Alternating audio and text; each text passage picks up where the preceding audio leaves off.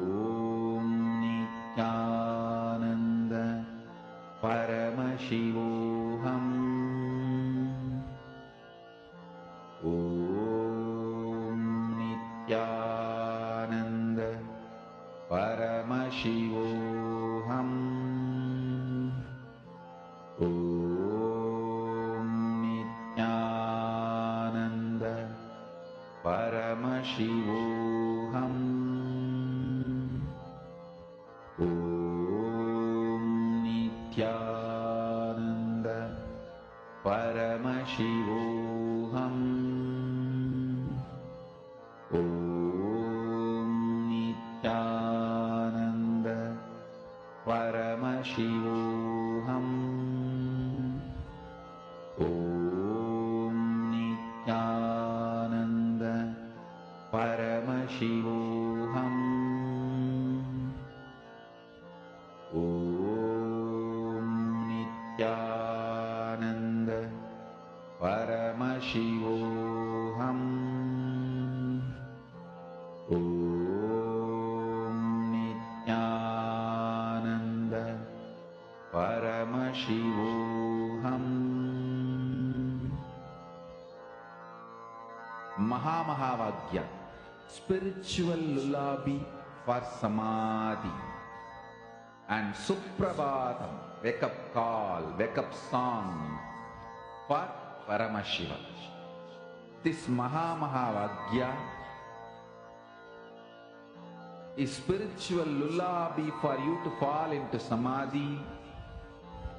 Suprabhatam, wake up song for Paramashiva to wake up in you. Just remember this one powerful cognition. This Mahamahavagya puts me in samadhi. Consciously, continuously This bring is yourself spiritual again and lullaby again to for the space of samadhi. completion.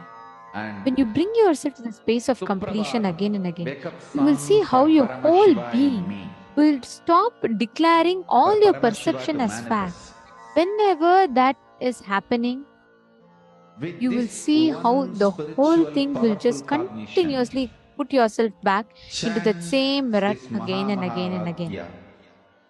declaring the perceptions as facts, facts as perceptions will cause a grand cosmic confusion into your head. This completely helps you in healing and getting beyond all of that. And actually, I request all the participants to get ready, because next what we are going to be entering into is a very, very important session. Because the Mahamahavagya, next session is where spiritual we are going to lullaby be for samadhi. understanding And about Suprabhatam, one of the wake most up important call, wake aspects. up song for Paramashiva. For Paramashiva to manifest. With this one spiritual powerful cognition, chant this Mahamahavagya. Om Nithyananda. So far from morning till now, we've all worked on our individual completion, right? You all worked on the genesis of your identity, how you can experience completion, how you can have that shift. But now we are all going to venture into the next dimension. You are going to be learning about not your microcosm, not your pindanda, but the macrocosm, the Brahmanda, how the universe functions. And for that, the first thing you need to understand is, why do you need to learn about the cosmology? I'm so happy being in Australia. I have my family, I have this, I have that to take care, or all settled here somewhere in the US and I'm all fine, life is good. No, there's something beyond. Because you are not your identity. You are not just Ma Chetana, you're not just Ma Mugdha Sharma, you're not just Ma Margarita, you're not just that person that you think you are. There's something beyond that.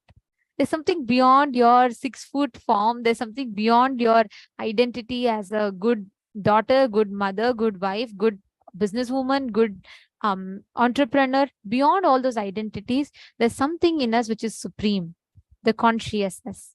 So in the next session, let us understand about that component in us which is supreme, the conscious supremacy in us.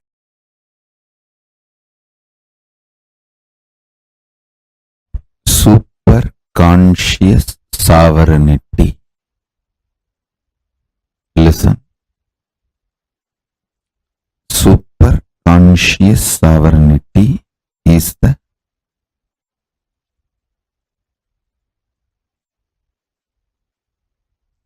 principle, superconscious DNA of Paramashiva will be manifesting today in all of you. Listen.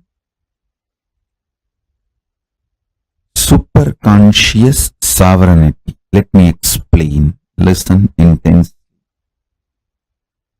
What I am going to say now, the superconscious sovereignty, you don't need to practice. I'm just going to put this like a golden light ball inside you. It will just start manifesting. Listen to this.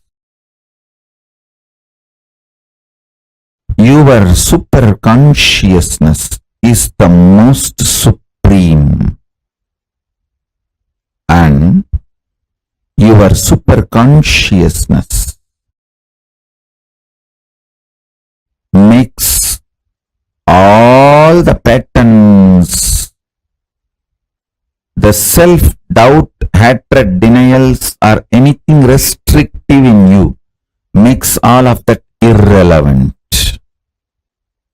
Your superconscious sovereignty does not fight with your problems. It just makes your problems irrelevant.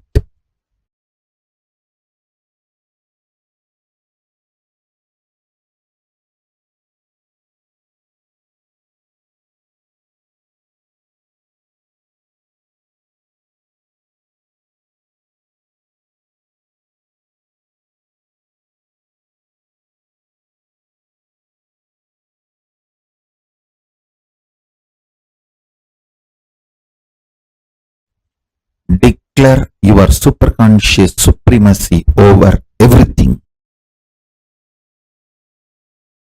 Not just what you think as problem, even what you think as your plus points, your strengths. Declare your superconscious supremacy.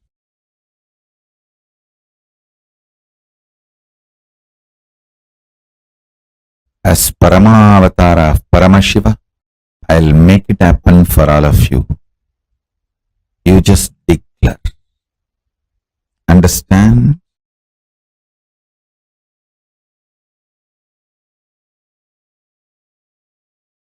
When you are declaring, because I am asking you to declare,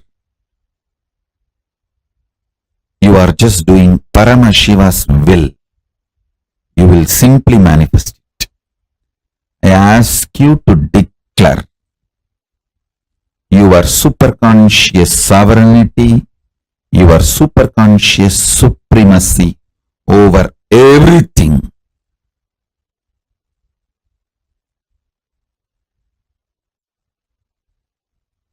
You will see your problems and solutions all become irrelevant.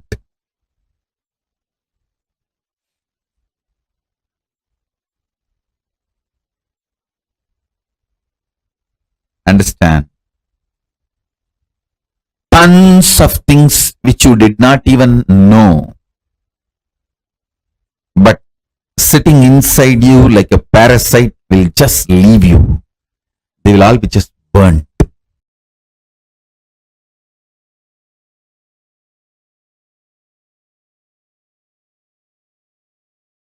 There is a beautiful verse in Vaishnavi tradition.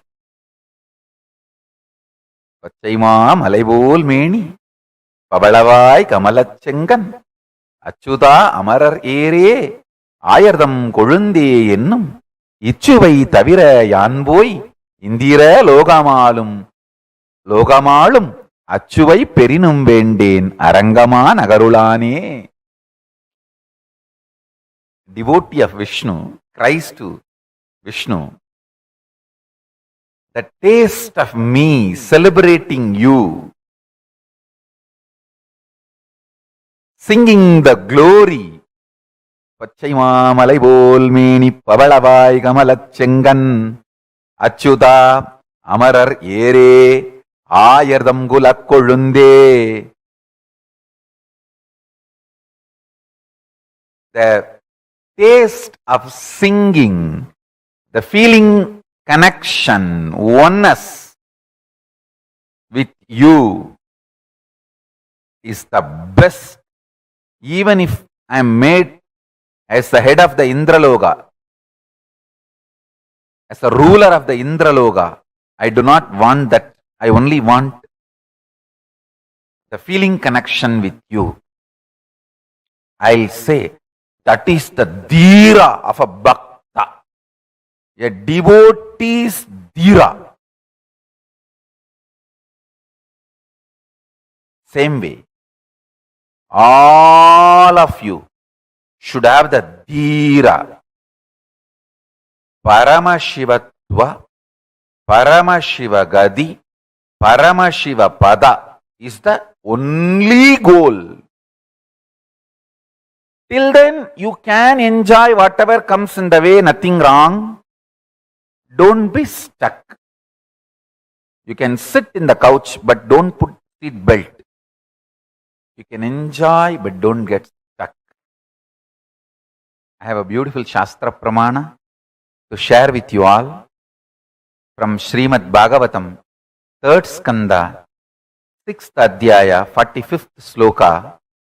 Tatapare cha atma samadhi yoga balena jitva prakritim palishtam tvameva dhiraha purusham visanti. The dhiras, by their sheer power of samadhi, always being in oneness with their true self, the pure consciousness, conquer the powerful prakriti, the whole manifest world, and also their own antakarana, the inner space, which are influenced by the three gunas, sattva, rajas, tamas, and ultimately indeed enter into you, O Lord. That's a beautiful sloka about the dhira, the qualities of dhira.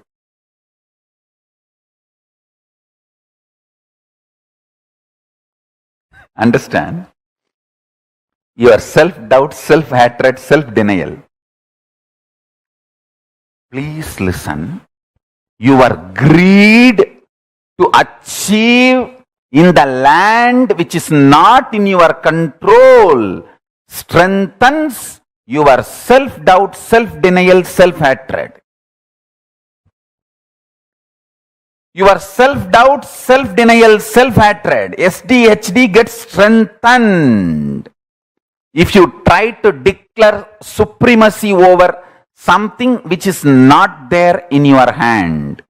You have only next few days in your hand. Declare your supremacy over that few days. You will win the game of life always. But you are trying to declare supremacy over few months, few years, which is not there in your hand, or which is not your territory, which is not your known boundary. Even you do not know how that few years is going to look in your life, which is beyond your boundary.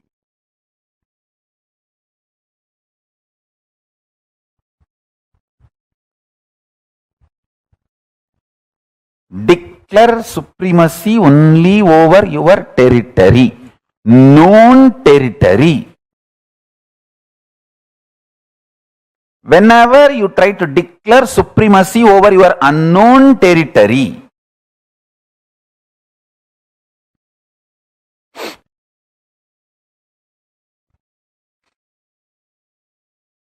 so understand,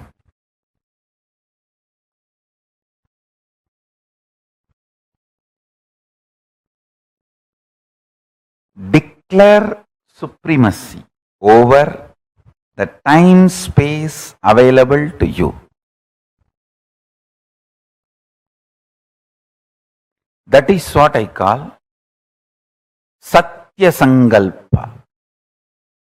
Your whole life is not actually known to you or available to you as you falsely imagine.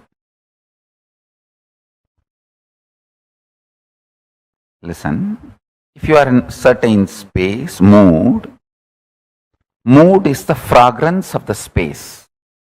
If you are in love, you will have the friendly mood. If you are in peace, you will have bliss mood. Moods are the fragrance, flavor of space. Your ability to retain your space is only the time available to you as your life. For example, if I can retain my peaceful, joyful space and radiate the mood of ecstasy, bliss for next 2 days, then only the 2 days is the time I have as my life. So, I can only plan for the next 2 days, only that will be successful and strengthening my confidence about me. And after 2 days, then plan for the next 2 days. That is the way you consciously start building you. Your Chidabhasa, source space of consciousness. The time-space continuum gets built consciously only with space-based sankalpas. You can handle yourself peacefully, joyfully only for next 2 days, as on now, but you try to make the sankalpa for your whole life, dumbo, loose. Then you are naturally bound to fail and strengthen your self-doubt, self-hatred, self-denial. SDHD.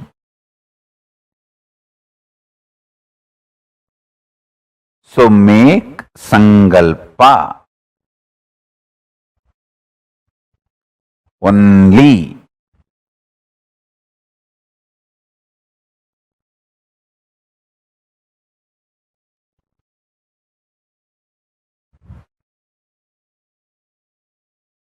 For the time space available in your hand, in your life. That is first. Listen, this is first. Second,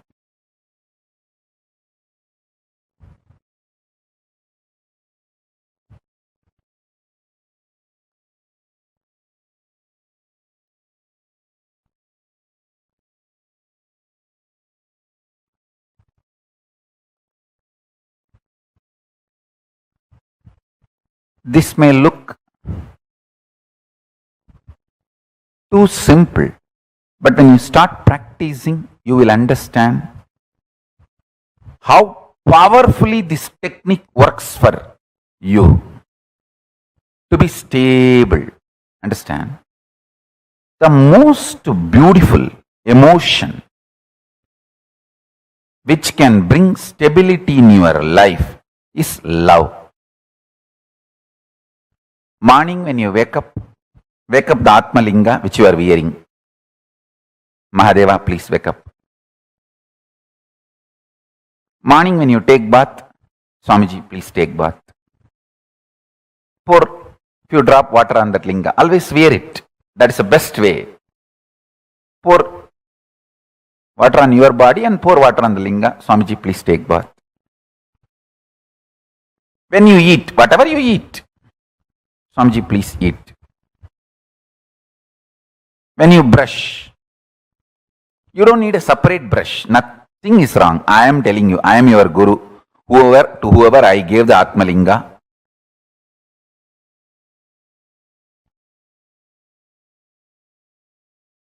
maybe you don't need to put the same brush on the Atmalinga, but take little Hariteki powder and put it on. Swamiji, please brush the teeth. Mahadeva, please brush the teeth.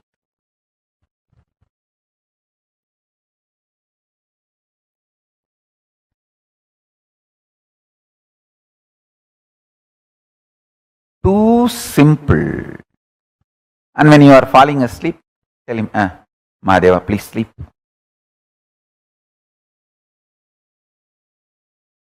Love manifests that Chidabhasa, time-space continuum in you, sweetly and beautifully. You have a special feast, celebration, anything. Mahadeva, please eat. Show to him and then eat.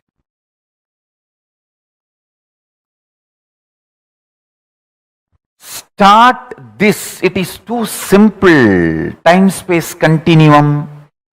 That Chidabhasa will explode in such high energy. When you spray perfume for you, just put little on him. Mahadeva, very good perfume. I got it yesterday. Lipstick, just put little, nothing wrong. Whatever I am enjoying, I have to give. This is what my gurus taught me.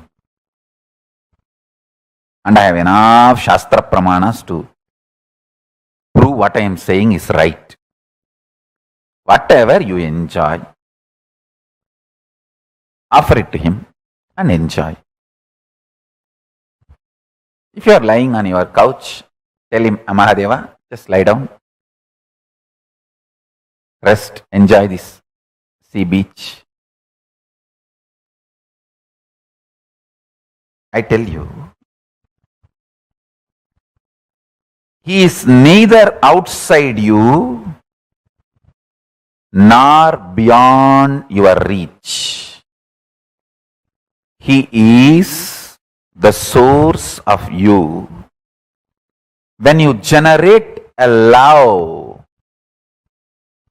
sweet relationship, that makes your time-space continuum huge.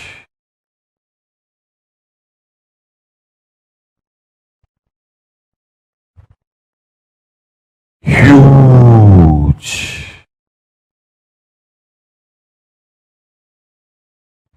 Even if you don't feel like wearing your Atmalinga, even the Rudraksha is actually Rudraksha Linga. Many times, the Shastras allow, you can keep Rudraksha as the Rudraksha Linga and do Shiva Puja to that Rudraksha Linga itself. Agamas allow it. So you can keep the Rudraksha, Kantamala itself as Atmalinga. If you don't have Atmalinga or don't want to wear the Atmalinga, you can treat Kantamala itself as Atmalinga and tell, hey, Mahadeva, please eat. Mahadeva, please take bath. Mahadeva, have shampoo. Mahadeva, have perfume. Understand this continuous love continuum will make your Chidabhasa powerful. Your Chidakasha will become strong. And the time-space continuum will expand. I tell you, this attitude, this will start building everything. People who lived around me can remember very clearly. Even if some book is printed, invitation printed in our Kailasa, in our Sangha, and first copy is brought to me, first I will take it and put it on Atmalinga. I always have Atmalinga on my body. Whenever, if I am not wearing it, it is there in the Ananda Gandha. I will put it on Atmalinga and say, Paramashiva, please have it. I tell you, that will bring such extreme sweet relationship. And you just see, even if you start understanding He is watching over, He is continuously seeing you, that is enough to make you fall in love and explode in love. I have seen people, the moment they know I am seeing them, they just go crazy with love.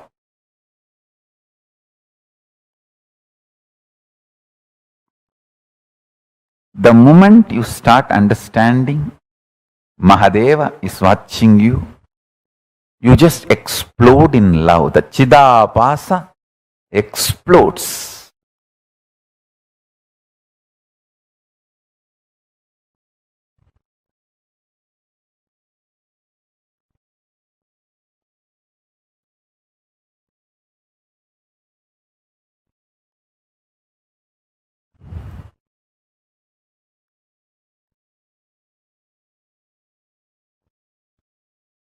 Vyutpatti of the word Chidabhasa means the explanation of the word Chidabhasa, Chita Abhasaha Pradivimbaha, reflection, and the source of Chit, consciousness. Buddhavatma Pradivimbe Jivaha Jive. The source and reflection of consciousness, Chit, in the Buddhi, in your being, self. Buddhi vritti chidabhasau idi vedanta karika.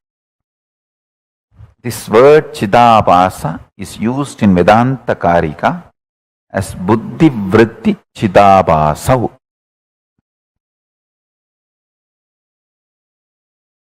Listen. The source where the being of Chit and doing of consciousness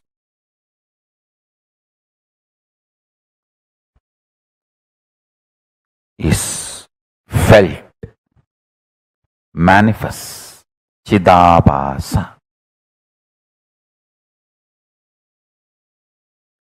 First few days only it will be like a monologue. You are talking to Paramashiva.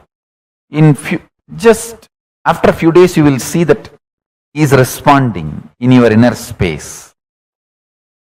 You just know he accepted your food. You just know he is happy with the cold shower you gave. You just know he is happy with the perfume you gave. The love starts becoming complete circle. You give, he showers. You give, he showers. That whole ecstasy starts. I tell you. He always showers. He always showers. He always showers.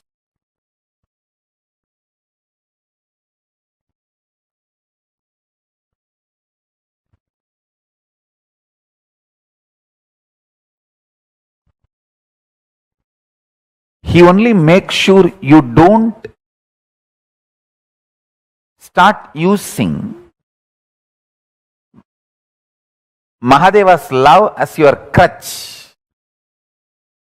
You should not use his love as crutch, your crutches. You should not become handicapped because he showers on you. That's the only thing he makes sure. Because he wants to make you fly through his love. He doesn't want you to become sick and start using him as your crutches. No. The only thing Paramashiva looks, when I pour my love, are you going to fly, using it as inspiration to inspire yourself? That's all.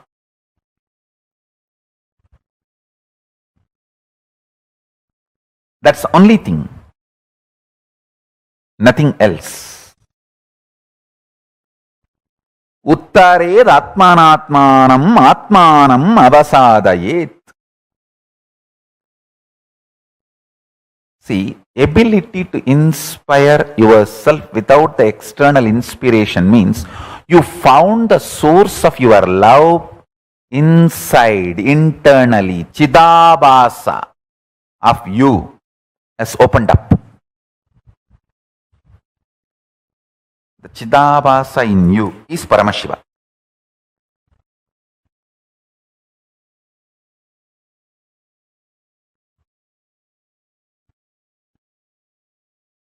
That's all.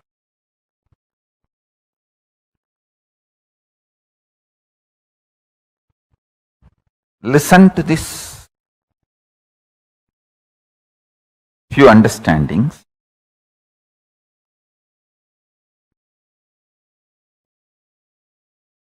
If you open your Chidabhasa, you are winner anywhere you are.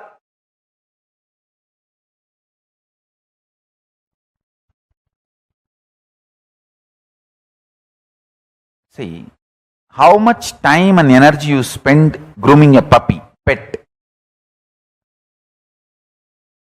Even 1% of the time and energy if you spend grooming your own personal Paramashiva, your Chidabhasa will open up. Your pet opens the love dimension of you. Your Atmalinga opens conscious dimension of you. And I tell you,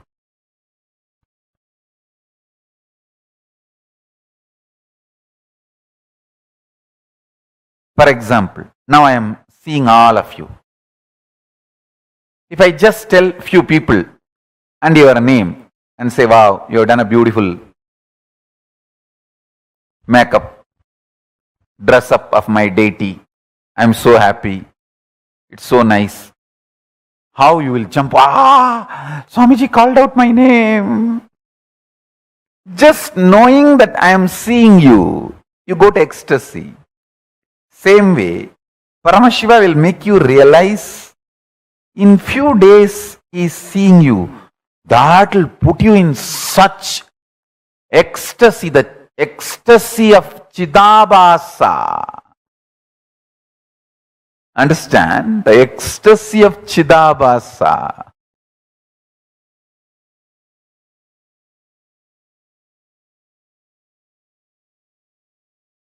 Listen, when Chidabhasa ecstasy starts, more time, more space is under your sovereignty. You can declare supremacy. You can be the leader and manifest what you want.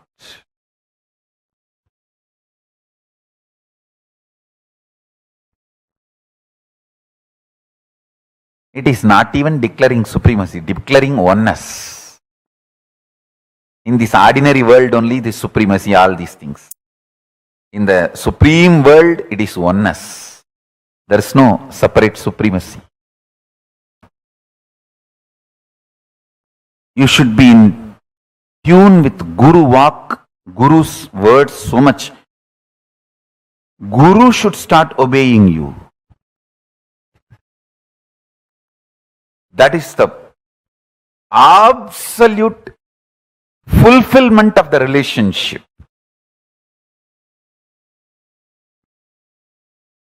Between you and Paramashiva.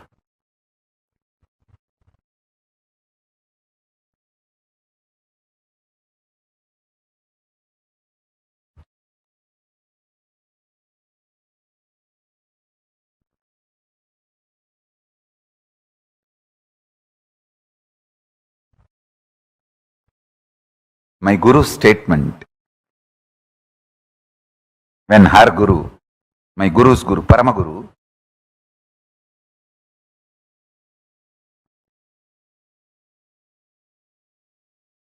put the Batmasana 3 days after death.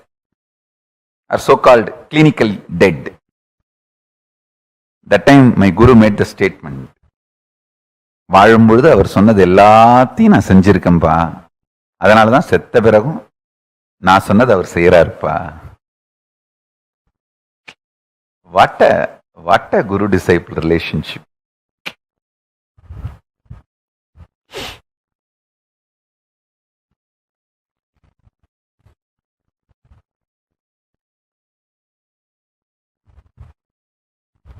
Guru is obeying you even after death.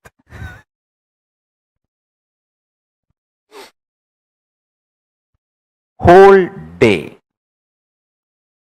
as many times as possible, whether you eat, sleep, take bath, spray perfume, just do it for your Atmalinga also. Through Atmalinga to Mahadeva, to your Guru or Paramashiva. In Hindu tradition, literally we treat Guru and God as one and the same. Guru is the manifestation of God. God is unmanifest component of Guru. That's all. Avyakta Guru is Paramashiva. Vyakta Paramashiva is Guru. The manifest Paramashiva is Guru. Unmanifest Guru is Paramashiva. Guru's unmanifest dimension is Paramashiva. Paramashiva's manifested dimension is Guru. That's it. So anyone leads to another. That's all. If you catch Paramashiva directly, start praying, he will appear as Guru. If you catch the Guru and start connecting with him, he will lead you to Paramashiva. That's it. But both leads to the same oneness space, ultimate enlightenment.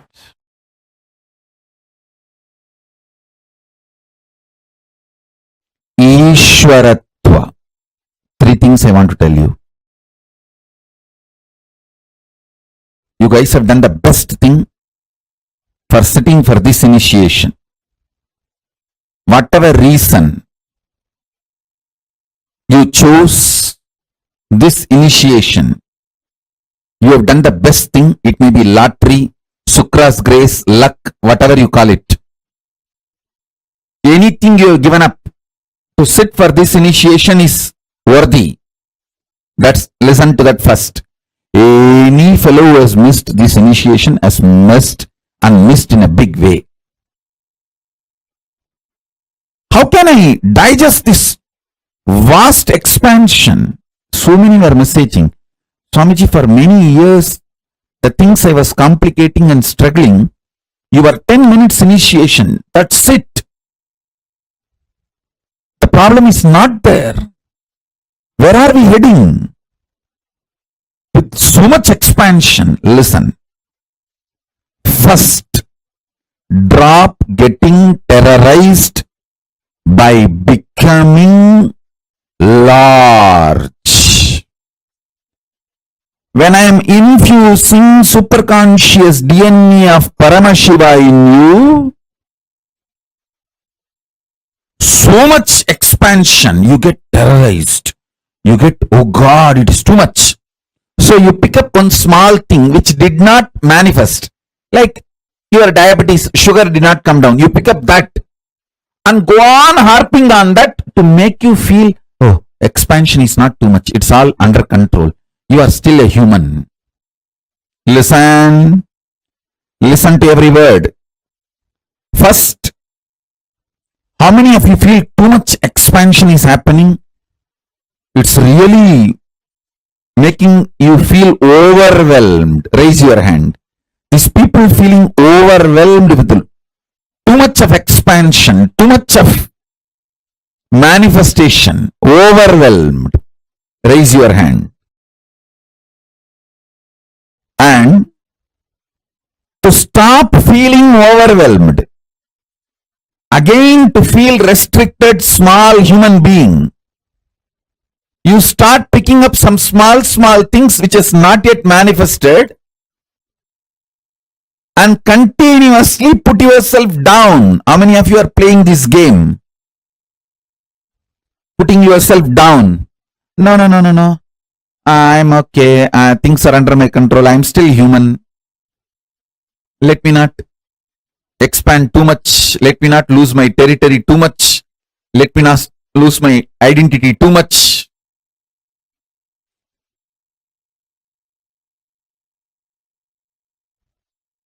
Listen. Drop both. Drop getting overwhelmed. Drop self-beating. Drop both. Sit as Ishvara now. I'm not asking you to visualize. I'm asking you, see it very clearly. What you want is happening as your future. Your fear of what you want happening will be blown away. You all may think, oh, no, no, no, no, no, no. I'm only greedy about what I want should happen. No. You are afraid what all you want may happen.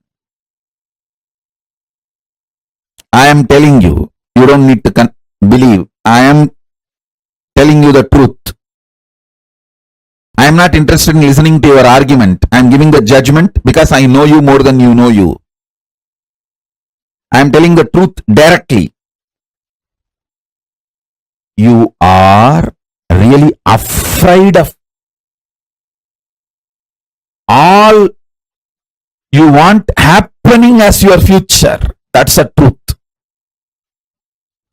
You feel, oh God, if everything happens, whatever I want, what will happen? Life, oh. Your comfortable, sillified zone will be blown away, which is one part of your identity. You are afraid of losing it.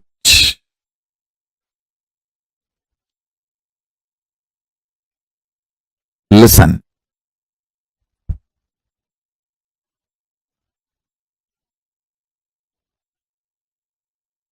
As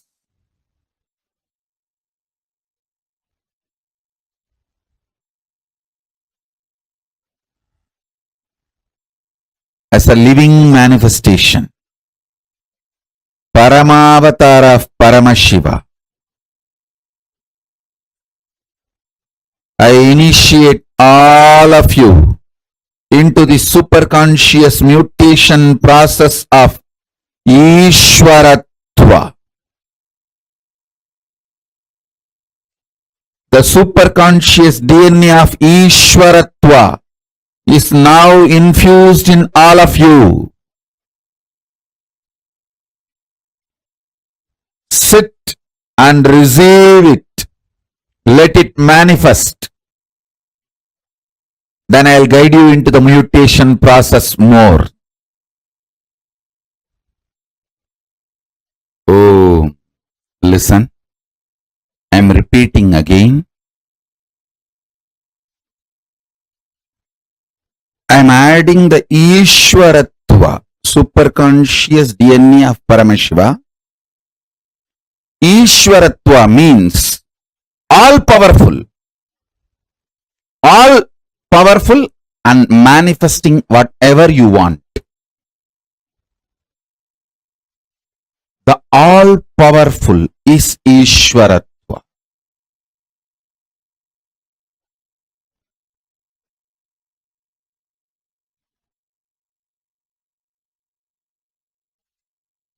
I'm doing the superconscious manifestation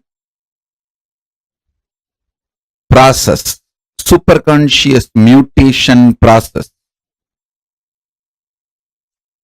by putting the Ishvaratva DNA of Paramashiva in you.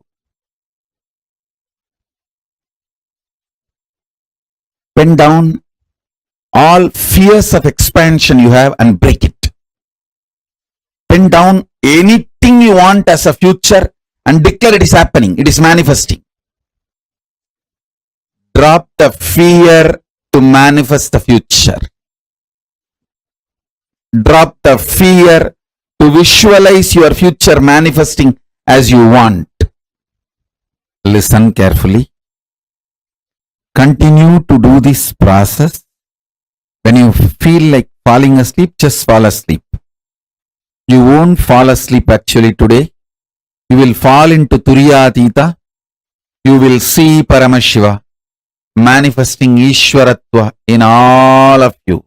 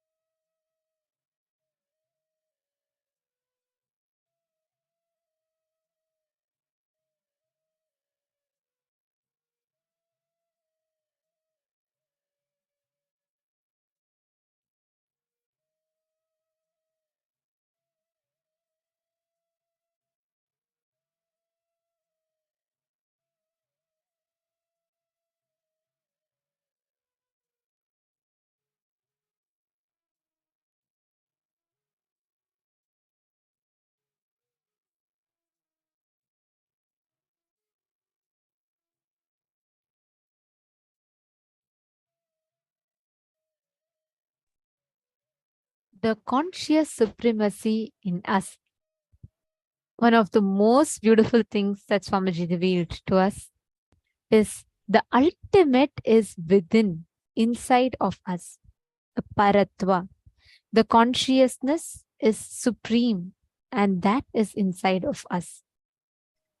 Such a beautiful revelation from Swamiji.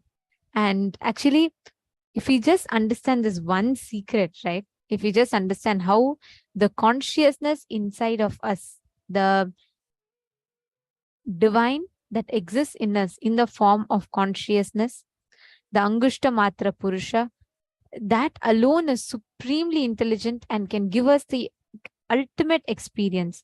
Do not stop anywhere in between unless you are experiencing that consciousness. It's like taking off into a flight, not stopping anywhere in between for any reason. That is that conscious supremacy. Okay, so Way Swamiji also has described to us, right? Like just living with your Ishta Devata. Like how Swamiji said, you can feed Swamiji, you can just say, Swamiji, I woke up and wake up Swamiji also.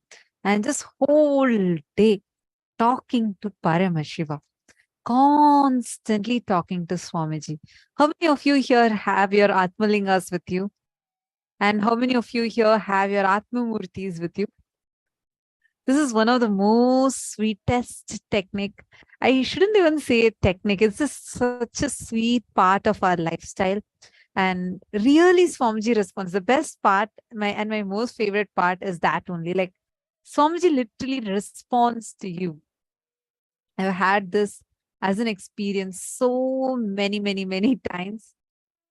How literally Swamiji will respond to you. Like really you will feel like, wow, Swamiji is listening. And Swamiji will be there with you, responding to you. And whatever you want, Swamiji will make it happen.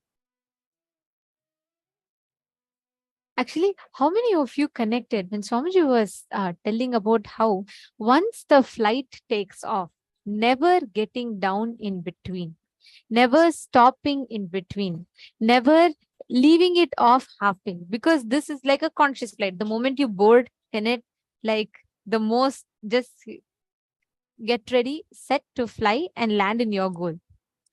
Swamiji explained beautifully how that is dhira, the real courage. Paramashivatva, Paramashiva Gati, Paramashiva Padam means experiencing your consciousness is only goal. You might be anywhere. You can be anywhere on planet Earth. Your identity can be anything. Every time you will constantly experience this highest space where you are not having your constant fears, incompletion stopping you from experiencing what you want. Ma, Lita's asking one question. Ma, I constantly, even when I am sleeping, hear within me Mahavakya, like unconsciously at a subconscious level. Does this mean that Swamiji is responding to me? Absolutely yes. Actually, Ma, Swamiji tells in one of the satsangs that our inner consciousness, like the whole universe, constantly resonates. If you just like listen to the universe, the vibrations of the universe, the sound of the universe, how it resonates is Om. Actually, it is scientifically established. NASA had also published an article in this, how that vibration is in the syllables of Om. Same way, the way our being is programmed, when you experience that breakthroughs with Mahavakya, at your very core, even when you're silent, automatically through the initiation, your inner space will constantly be chanting Om Nithyananda Paramashivoham. Constantly it will be going on inside of us.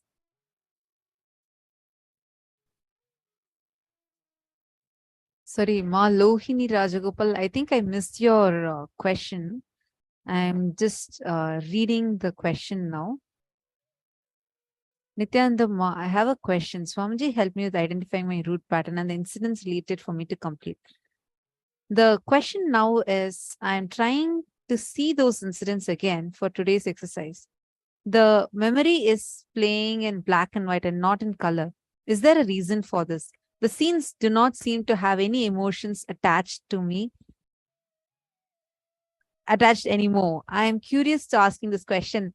Ma Lohini Rajagopal, if you're still there in the room, can you please give me I'm so sorry. I just think I missed your question. I just noticed that you have asked this question. Ma Lohini Rajagopal, if you're there in the room, can you please let me know? Because I have a great news for you. See, actually, if the this memory is no more triggering any emotions in you. It means that is completely complete. So as you beautifully explained, your question has the answer in itself. Swamiji has completely completed that from you. That is why it has no power over you anymore. And Yama Vaidegi Balasubramanian is saying you have both Atmalinga and Atmamurti. That's wonderful. Actually, you can start talking to them. Talking to Swamiji. This is one of the sweetest. I don't even want to say it like a technique and all that. Just talking to Swamiji through your Atmamurti, through your Atmalinga. Literally, Swamiji will respond to you.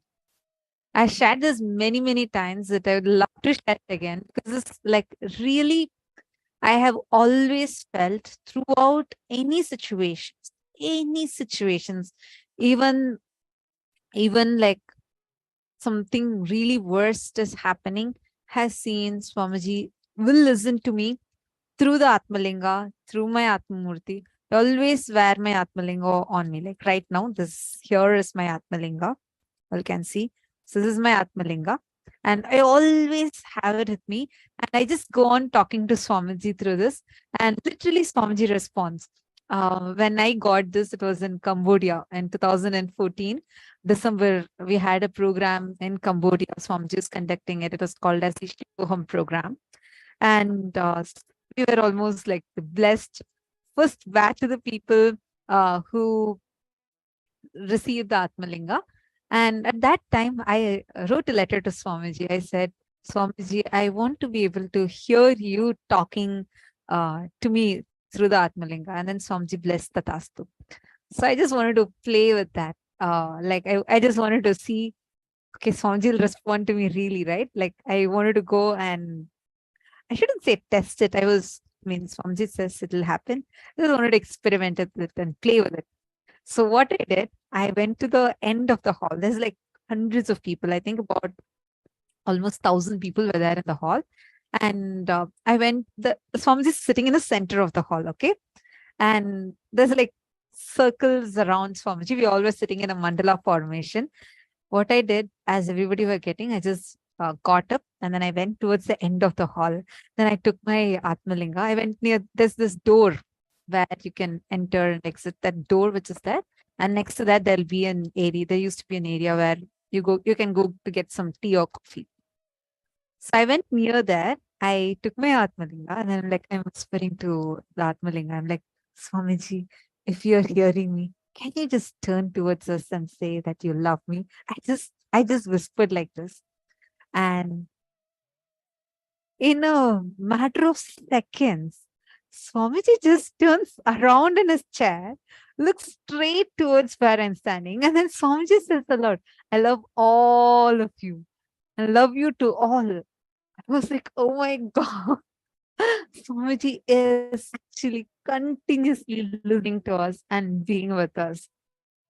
This I have experienced so many, many, many times. Same way once me and my friend, another Balasan, we both were sitting and studying in the Gurukul. This happened much later, a few years later. And in Gurukul, we don't eat chocolates. We don't eat any of these things. Junk food is not at all there. And so there's this math textbook. If you've seen an IGCSE math textbook, there's one page where there's like all of these different types of chocolates put in a single page. And it's so the picture was there. And I was teaching him, like me and my friend, my classmate, we both are sitting opposite to each other. And then I was teaching him math. And at that time, he asked me, hey, wait, before you teach me anything further, do you feel like you want to eat this chocolate? I said, no, I'm not really feeling like it. And he said, no, let's eat this chocolate. Can you manifest it? I was like, okay. It was like a challenge for me. I was like, okay, I can. Why not? And then I was like, because I used to tell him that anything I want, I'll just ask Swamiji's Atmamurti and I can be so sure Swamiji will immediately make it happen. So then I was like, okay, sure, why not? And he's like, okay, I want it today. Can you manifest it today? And I was like, okay. Then he told me, come on, ask Swamiji and let's get this chocolate. See, this is like, and like a totally not, you cannot, this is not something that can happen, right? Like that. A situation where it's very unlikely to happen. And then I'm like, said, okay. So there is this beautiful Atmamurti of Swamiji. Every class in the Gurukul has an Atmamurti. So the Atmamurti was there in the front, and it's Swamiji's Atmamurti, and I was like, and I literally feel like Swamiji is listening to me, like really. So what I did, I went and I whispered in Swamiji's ear, the Atmamurti. See, it's life-size Murti of Swamiji. So I just ran to Swamiji and then I whispered in Swamiji's ears. I was like, Swamiji, I want this chocolate, and exact chocolate that's there on the textbook. Please somehow make it happen. And that truth has challenged me this time. And I really want to have this chocolate. Please make it happen. I just told Swamiji, like I whispered to Swamiji, and actually didn't pray or anything. I just went and spoke to Swamiji and I came and sat. Like less than like 2-3 minutes, okay? One other kid, he just rushed and ran and came to our class. And he comes to our class and says, hey, immediately Swamiji is calling this whole class to the courtyard. We were like, okay. Actually, not our entire, this is a small group of us, Swamiji called to the courtyard. And then we were like, okay. And I was like, my heart was racing, right? Like I was like, I just asked Swamiji, and suddenly out of the blue, like for no reason, Swamiji is calling us to the courtyard. So I ran and went. We all are there, and then Swamiji was showing us a new style palki that Swamiji had made for the deities, and Swamiji is explaining the science behind it. We just finished it. It was a very beautiful one. Swamiji said, this is a gift I made for Gurukul. You all can celebrate the deities, keeping it in the palki, everything. So it was nice. I was like, I felt like, okay, Swamiji has literally answered my prayer. That's why Swamiji has called me. Doesn't stop here. Swamiji calls me. Out of all the kids that are there, Swamiji calls me. Swamiji gives me a hug, and Swamiji says, hey, go get the chocolates and come. I was like, what? Chocolates? They get a huge chocolate, like a tray full of chocolates, and come to me. Swamiji blessed, and Swamiji gave exact same brands of the chocolate that's there in the book. Exact same. Swamiji saying, this is specifically for you. You asked me for chocolate. And Swamiji didn't say you asked me. Swamiji said, you wanted this, and I'm showering you with this, and take, this is for you. For Gurukul, for the whole of Gurukul, I'll bless separately and give. This is blessed for you. And don't worry, none of the ingredients that will affect you. I'll take care. I was like, oh my God. Like I just asked Swamiji in the class, to the Atmamurti. And Swamiji is gifting me. I was like I could not believe. And then Swamiji called the exact kid who challenged me. He was also there. Swamiji calls him separately and says, for you also the same chocolate, said, take, enjoy. And Swamiji like pat him at his back, and Swamiji hugged him. I was like, oh my God, Swamiji just listens to every single thing. Every single thing. Everyone that has an Atmamurti will have a story to tell like this, where you will experience. See, that's the beauty, right? It is literally like you having your version of Swamiji with you. And that is that like continuously available, constantly available, accessible to us. You can play, you can, you can complain to it, you can take all your stories to Atmamurti, you can fight with it, you can express all your all the things that is happening to you, all the things that you're upset about, and everything will be attended to and addressed by the Atmamurti. And the best way to describe it, it's like Swamiji is there with you no matter what. He's just there with you. Okay, imagine and see. Chocolate, something that we never eat in Gurukul. And that to the specific brand, like it's not even available in India. Swamiji said just that morning, some devotee had gotten and given it as a gift to Swamiji. I was like, oh my God, like literally. And why out of the blue, why should Swamiji call me out of everyone? Right? Because Swamiji is really listening. Really, Swamiji listens. And it's not just now, in every situation I've seen.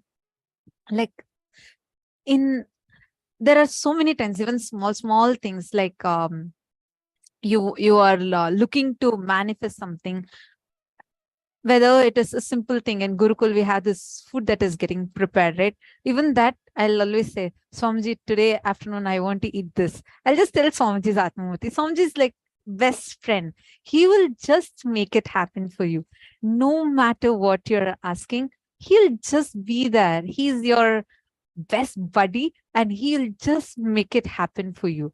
And the most beautiful thing is he's always there with you.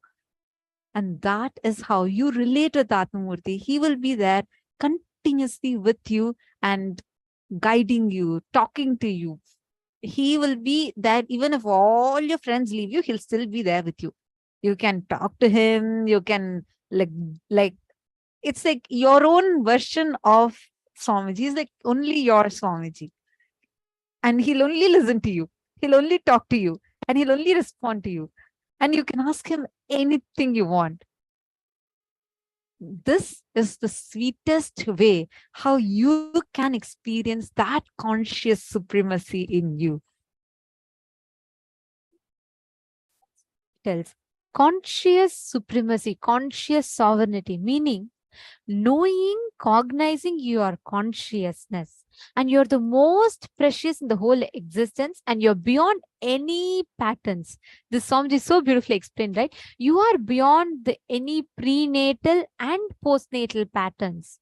Means there are so many different parts in us. There's a mind, there's incompletions, there's fears, there's greed, and constantly we are just footballed between this all our lives. And that is where you identify a part. This always reminds me of this clip in the satsang where Swamiji tells, amidst all of this, there is one part in you that is eternal, undisturbed, completely unclutched. It does not become too excited with the happiness on the outside. It does not become too depressed with the sad situations happening on the outside. It is not pained by the failures. It is not swayed away by the emotions. That part in you, which is eternal, resting in its own self, in eternal bliss, that is consciousness. And that consciousness is you, which is supreme, which is conscious, which exists eternally. That is conscious sovereignty. That is that conscious supremacy. Which part of you is eternal? Which part of you is not affected by anything else on the outside? When all the delusions, illusions, and all the sufferings that you carry inside you, you realize are mere perceptions. They are not the facts. That component of you is conscious supremacy. And one of the most powerful way to experience it is what we all just heard. When you connect with Swamiji. Because it again and again reminds you that beyond all this rut that, oh yes, you have to make it on time to your office. You have to struggle the same way you to get the money. You have to sail through the relationships. But this is what we normally limit ourselves to. Am I right? We all limit ourselves to playing the role as a wife, as a mother, as a husband, as a daughter, as a son. Only these duties we again and again limit ourselves to. But this truth that Swamiji explained takes us all one step beyond that, reminding us of that conscious supremacy, that consciousness which is eternal, which lasts forever. All of you today for this exercise as well as for the power manifestation.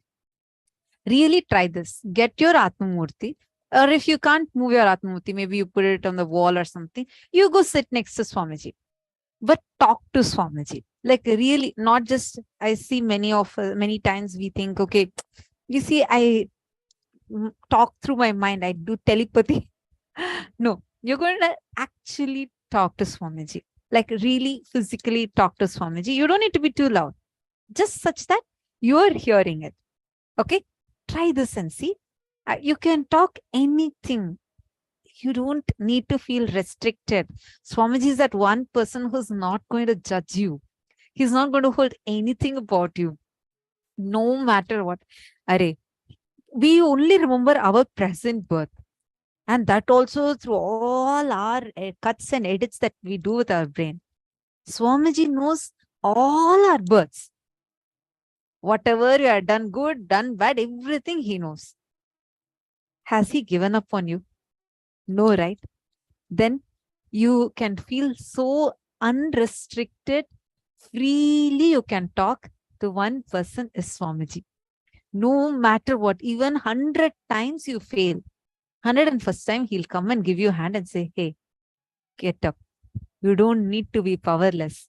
You don't need to go through this powerlessness. Even if you have failed 100 times, 101st time, you still have the possibility. You are Paramashiva. Stand up, you can do it. That powerful, like most closest friend, bestest friend, who will always be there with you, who knows you much, much more than you know yourself is Swamiji. And he is making himself available to you. Just connecting with Guru will remove you from all your prenatal and postnatal karmas. Prenatal means before assuming this body, whatever karmas you have accumulated. Postnatal is after you assume this body, whatever karmas you have accumulated. For removing all of that, only one person can do it, who is Swamiji. And he has happened for us, exclusively for you. Atma Murti is your exclusive Swamiji, exclusively for you. He'll only listen to you. He'll only do what you are asking him to do. Talk to him. Importantly, when you understand the first and the most important truth, all these prenatal and the postnatal patterns that you have, all the delusions, illusions, suffering that you continuously carry, it is like this. It's like if you have let's say you're dreaming, right?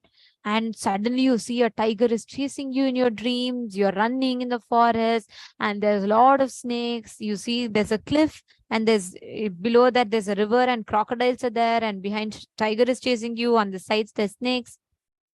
Is the solution to, you're yelling, you're asking your friend to pass the gun in your nightmare, and you're asking him, I'm going to die, give me a gun. Is a solution for you to take the gun and shoot? No, you will only damage yourselves, if not your friend. The solution is for you to just wake up from that nightmare, right?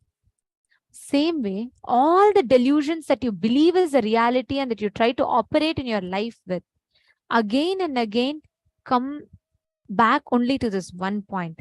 They are delusions. That's why Swamiji says, right? Don't try to work with the seen. Don't try to work with what is seen. There's something beyond all these layers of delusions that we add to ourselves.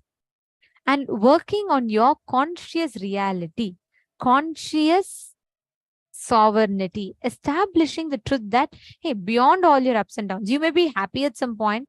You might have failed miserably at some point. You might have been at your lowest of the lows at some point, or your highest of the highs at some point. But beyond all of this, there is one part in you which exists without any kind of an up or down. That part of you is conscious supremacy. That is that consciously sovereign part of you. And these, when you understand and when you realize, when you cognize this, when you understand it, all these prenatal, postnatal patterns does not bind you. They don't impose any kind of force on you. And that is what the Guru gives to us as an experience. Beautifully, Swamiji described to us in the session. Swamiji said about Dhira, right? that dhira, like you just need to make that declaration, and the declaration is too simple. Especially with Swamiji, you don't even need to struggle. You can just declare, Paramashiva, O Prabhu, I declare from this moment on, you are my life.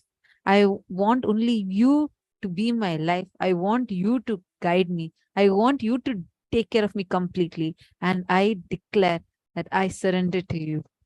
Just make this one conscious sankalpa.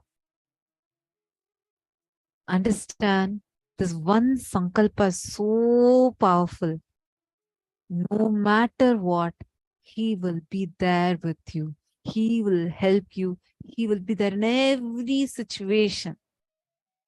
Even if you are little shaky and not able to, you're struggling with something, he will say, you have left the reins of your life in my hands. Don't worry. I'll take you through the best journey to that ultimate space. He will be there with you in every single step. Take that declaration. Just make that sankalpa. With Swamiji, it's just so simple and so sweet. Moment you stay, you just even declare. Like how Swamiji will say, no, even if you mechanically say Paramashivoham, Paramashiva will rush to manifest through you. Same way. Mechanically even make this declaration. He will rush to just fulfill you, manifest through you, manifest the sweetest things in your life and make your whole life so juicy. Literally, if you live around Swamiji, you will not be able to stop talking about Swamiji because he'll just fill your life and overflow through you. And now with this, we are going to be learning about this conscious supremacy, conscious sovereignty. We are going to be taking a few minutes and listing all the prenatal and postnatal patterns and karmas that are binding us. These patterns hold that secret key of what are the powers you should manifest and what are the kinds of powers that are right for you. Postnatal patterns and prenatal patterns. The prenatal patterns, whatever you got before assuming this body, all that are called as karmas, whatever you got after you assumed this body, they are called as patterns. Any pattern or karma, prenatal or postnatal, does not bind you. They do not have any power over you. Conscious sovereignty means knowing and cognizing that you are consciousness. You are the most precious in the whole of existence, and you are beyond any pattern, prenatal or postnatal. Nothing can bind you, nothing can have power over you, and you are consciously powerful. Now, you're going to take a few minutes to list these patterns, and from that, we are going to move to the next step.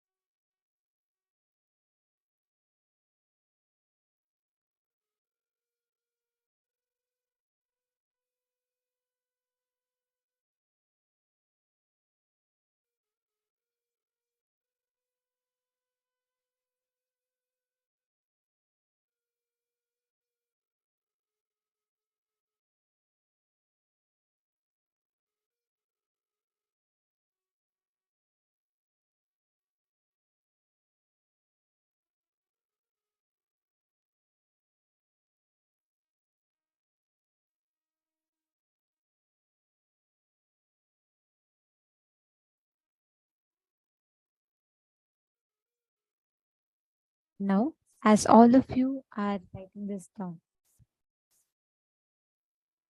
just understand all these patterns. When all these prenatal and postnatal patterns that we carry, when you just declare and decide to bring that space of completion in you, in that exact way that Swamiji said, just by connecting to the Guru, connecting to the Ishta Devata, that is the best way to break yourself free from all the prenatal and postnatal patterns that you carry inside. And today's initiation is a very, very powerful one where we are going to be awakening literally the whole brain in us, awakening the different parts in our brain to experience that ultimate mirroring of neurons happening, to experience the whole brain activation. And today, the whole day is all about us understanding about the Hindu cosmology. And now, as all of us are nearing the darshan very, very shortly, 8 p.m. New York time will be the darshan. We're all going to be having a very important preparatory process. And for that, we will be first understanding about Surya Siddhanta, understanding about the Hindu cosmology. Let us now listen to the revelations.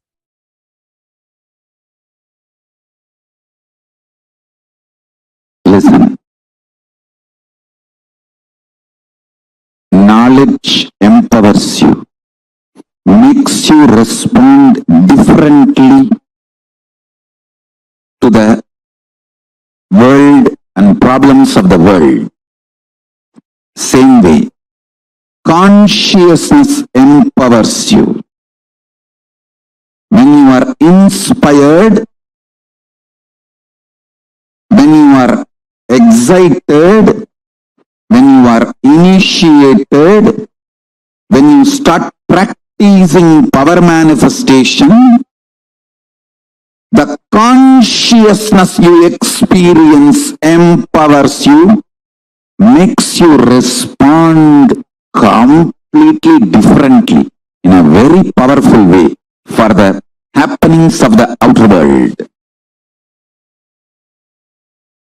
The happenings of the outer world does not damage, dent, impact your inner space.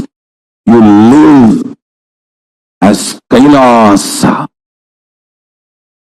Powerful. I tell you.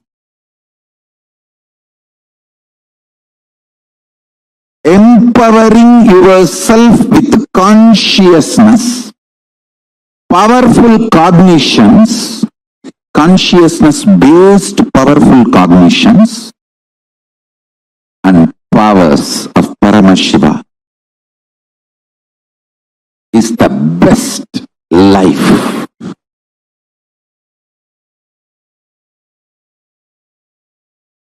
I am from the tradition, ecosystem which gave books like Surya Siddhanta.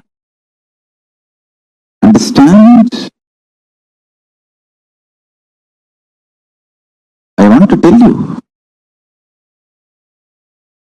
For thousands of years we know the cosmos more than any scientist in the modern day. For thousands of years we know all these great truths. Our lifestyle was established on all these great truths.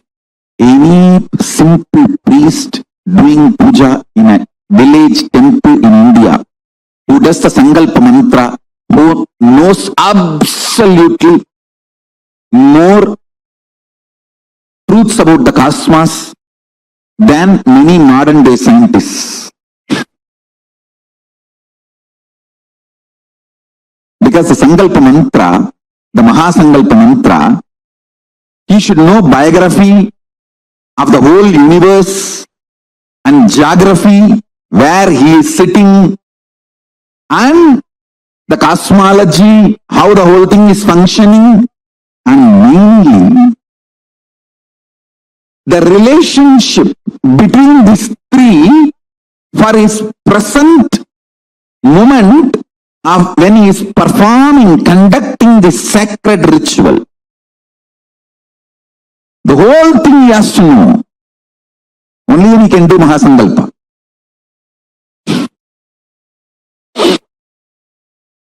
That is the beauty of this great tradition.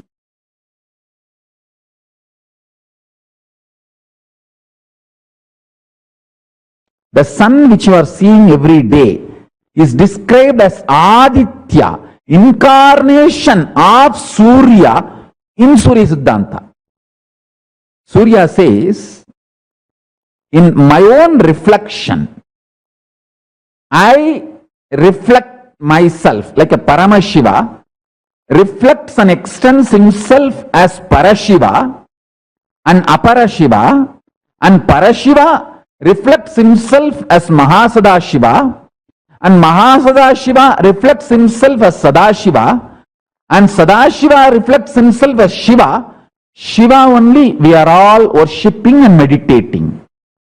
So understand how Paramashiva reflects into Parashiva and Aparashiva, how Parashiva reflects into Mahasadashiva, Mahasadashiva into Sadashiva, Sadashiva into Shiva.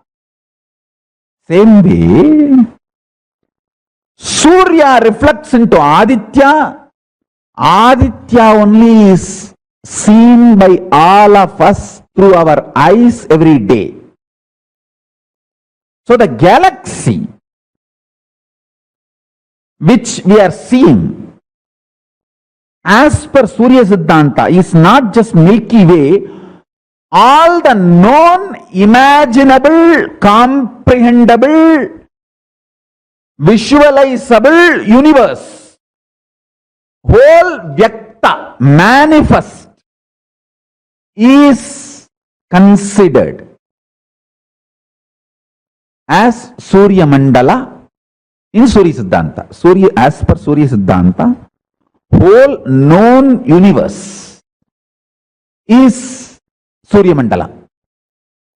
All the manifest Vyakta is Surya Mandala. Avyakta is dark matter. So the whole manifest Vyakta, known universe, is going around inside Avyakta, that dark energy, on Mahakailasa. Mahakailasa is